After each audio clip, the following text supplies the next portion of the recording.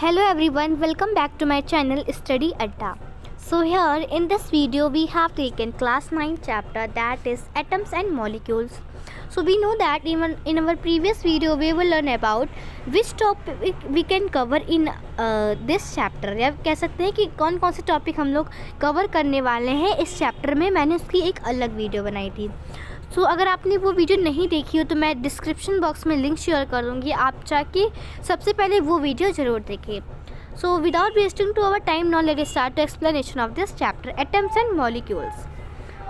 So in this chapter we will learn about the many topics we can cover. Okay, हम लोग कई सारे topic इस video में कवर करने वाले हैं. पहला करेंगे लॉ ऑफ केमिकल कॉम्बिनेशन में हम लोग दो लॉजेस पढ़ेंगे, law of conservation of mass and the second is law of constant proportion, in which we will study about John Dalton's atomic theory, all the postulates that wrote John Dalton's. ठीक है, इसको पढ़ेंगे. What is the atoms, how atoms size, atoms कितने बड़े होते हैं. तो इन सारी चीज़ों के बारे में हम लोग इस वीडियो में जानने वाले हैं. तो चैप्टर को स्टार्ट करने से पहले अगर हम लोग रिकॉल करते हैं अपने प्रीवियस चैप्टर की, जो कि हम लोग का प्रीवियस चैप्टर या केमिस्ट्री का जो फर्स्ट चैप्टर था वो था मैटर. ठीक है, तो सबसे पहले हम लोग मैटर के बारे में पढ़ते हैं कि मैटर होते क्या चीज़ें हैं. अगर हम लोग मैटर के बारे में पढ़ेंगे तो ये चैप्टर को हम लोग जब पढ़ें काफ़ी ईजिली होगा इस चैप्टर को पढ़, क्योंकि यहाँ पे इसकी चैप्टर की स्टार्टिंग कहाँ से हुई है, अनसीन फॉर्म ऑफ मैटर. तो मैटर क्या होती हैं.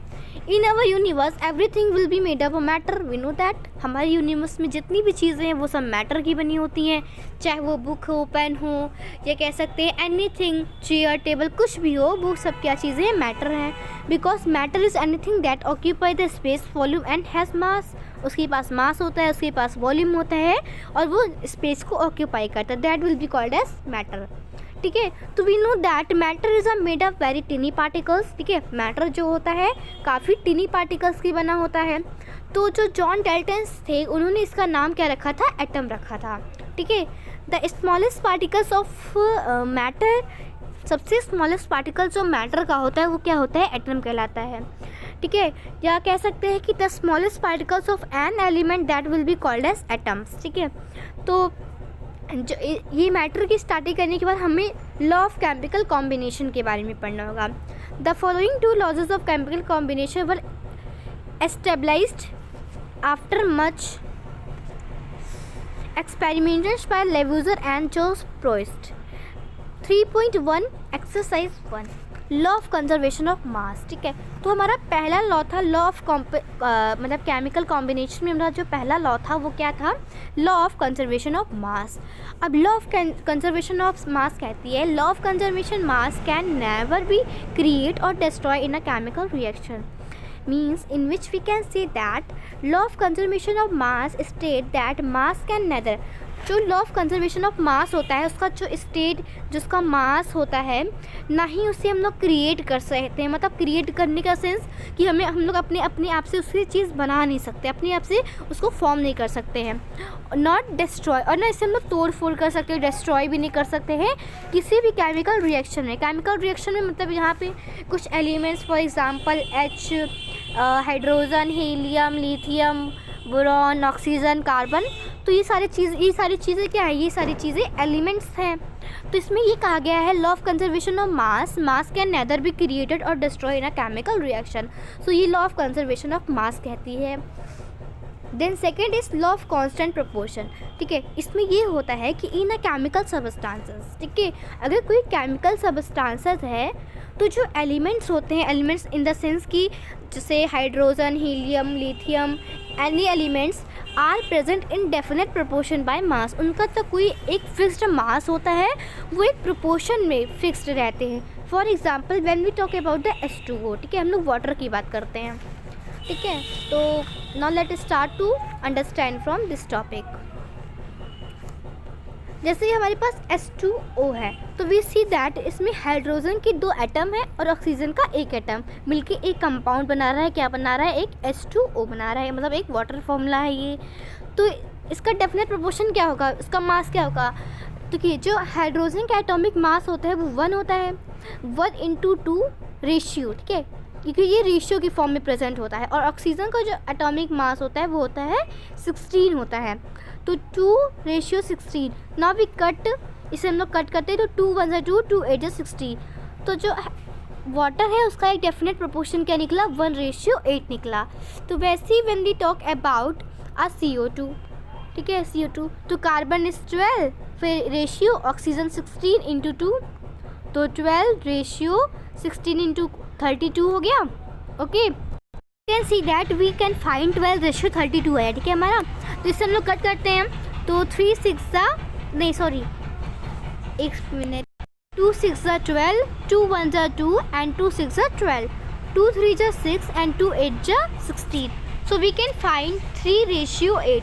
तो जो कार्बन डाइऑक्साइड होता है उसका जो एक डेफिनेट प्रोपोर्शन बाय मास होता है वो क्या होता है, 3:8। तो इसी लॉ को, इसी डेफिनेट प्रोपोर्शन को हम लोग कहते हैं लॉ ऑफ डेफिनेट प्रोपोर्शन या लॉ ऑफ कांस्टेंट प्रोपोर्शन, ठीक है। तो ये इसी को इवेबोरेट किया गया है लॉ ऑफ कांस्टेंट प्रोपोर्शन में। आप लोग इसे ध्यान से रीड करेंगे तो आप इजली वे में जान जाएंगे। अब बात आती है John Dalton's atomic theory. John Dalton was born in a poor weaver's family in 1766 in England. मतलब जो जॉन डाल्टन थे उनका जन्म बहुत ही गरीब परिवार में हुआ था 1766 में। कहाँ पर, इंग्लैंड में। He began his career as a teacher at the age of 12। मतलब जब वो 12 साल के थे ना तो तब वो टीचर बन गए थे। 7 years later he became a school principal. वही 7 साल बाद वो क्या बन गए थे, एक स्कूल प्रिंसिपल बन गए थे।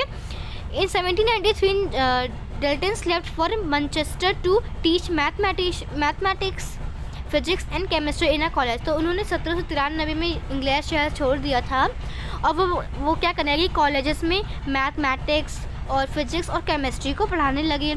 ही spend most of his life there teaching and researching in. मतलब इन्होंने क्या किया, उनकी लाइफ जो थी वो बस पढ़ाते हैं और रिसर्च करते हैं, काफ़ी रिसर्चिंग पर्सन थे ये। और 1808 में he presented his atomic theory which was during point in the study of matter. उन्होंने मैटर के बारे में एकदम डीपली जाना और मैटर को एकदम एक अपना वो मिड पॉइंट बना लिए। तो उनके बारे में जब उन्होंने जाना तो उन्होंने एक एटॉमिक थ्योरी भी लिखी थी। तो after start some postulates of Dalton's atomic theory we can study very easily. So now let us start.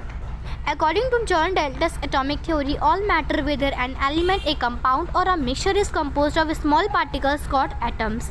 The postulates of this theory may be stated as follows. All matter is made of very tiny particles called atom. It means हमारे आसपास जो भी matter होते हैं वो काफ़ी tiny particles के होते हैं, उसी को हम लोग क्या कहते हैं, एटम कहते हैं। हम लोगों ने पहले ही जान लिया था कि एटम क्या होते हैं।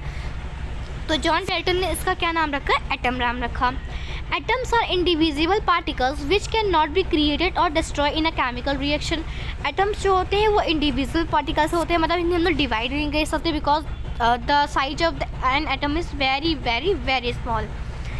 और ना ही इसे हम लोग बना सकते हैं ना ही डिस्ट्रॉय कर सकते हैं किसी भी केमिकल रिएक्शन में।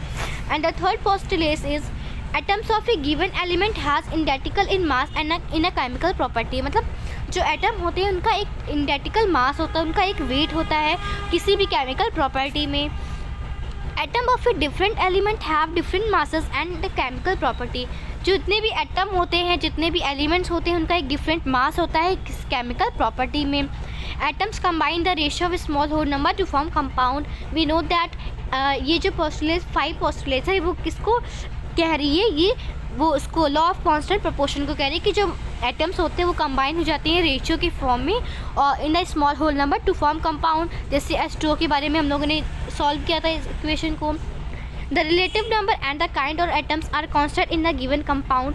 मतलब जो भी रिलेटिव नंबर होते हैं एटम के वो कांस्टेंट होते हैं किसमें, कंपाउंड में, with the given compound. You will study in the next chapter that all atoms are made of still smaller particles. हम लोग नेक्स्ट चैप्टर में उसको और भी एलेबोरेट करेंगे कि इस चैप्टर में है क्या। For wasting to our time we can solve some question. ठीक है, हम लोग कुछ क्वेश्चन को सॉल्व करते हैं। तो जैसे कि हमारा सेकंड क्वेश्चन को सॉल्व करते हैं। Hydrogen and oxygen combine in the ratio of 1:8 by mass to form water. What mass of oxygen gas would be required to react completely with 3 gram of hydrogen gas. इसमें ये कहा गया जैसे H2O होता है 1:8 आया, अगर 1:8 को हम लोग 3 ग्राम से इंटू करते हैं तो that will be called as 24, तो 24 ग्राम आएगा, तो इसी हमारा आंसर हो जाएगा।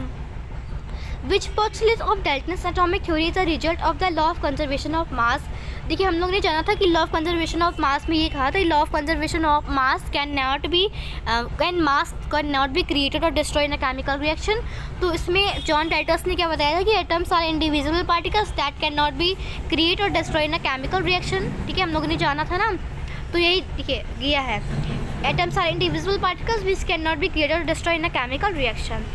And the last answer is, we can say the last question is, which postulates of Dalton's atomic theory can explain the law of definite proportion? Law of definite proportion हम लोग ये जाना था कि atoms combine the ratio of small whole number to form compound. You can see that. ये रहा, atoms combine in the ratio of a small whole number to form compound. So these are the answer of these questions. Okay. So in our next video we will learn about what is an atom, how big are atoms, and and atomic mass, what is atomic mass, and some symbols of elements, and these topic we can cover in our next video. So I hope you understand from these all topics. काफ़ी easy topic है, what atoms क्या होते हैं और atoms की size क्या होता है। we know that atoms are very small, they are smaller than anything that we can imagine or compare with more. हम लोग किसी से कंपेयर नहीं कर सकते, ना ही इसे इमेजिन कर सकते, क्योंकि बहुत ही ज़्यादा छोटे होते हैं एटम, स्मॉलर पार्टिकल्स होता है।